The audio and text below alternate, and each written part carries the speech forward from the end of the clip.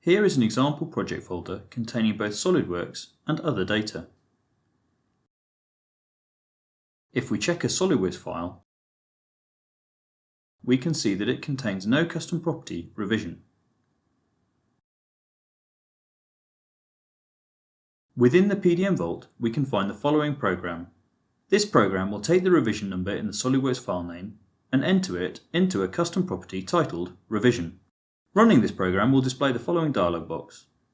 Using the Browse button, we select the project folder that we are looking to import. If we also need to affect subfolders, we can tick the box. We can now select Start. When the program has run through all the files in the folder, it will display a dialog showing how many SOLIDWORKS files were found and how many of those SOLIDWORKS files have been updated. All the files that have been updated will be listed along with the revision value that has been entered as a custom property. When we have finished reading the results, click Finish. We can now select Exit to leave the program. Once we have exited, we can copy the project folder into PDM.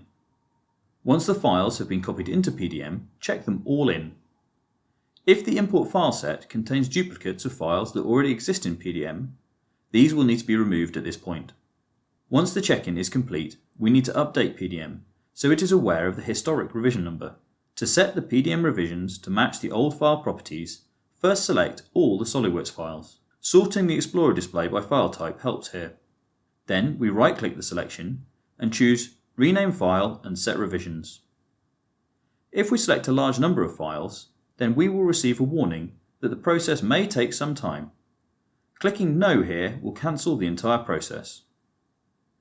If we click Yes, PDM will process the files and when finished display a dialog showing how many files were processed and their old name, new name and current revision.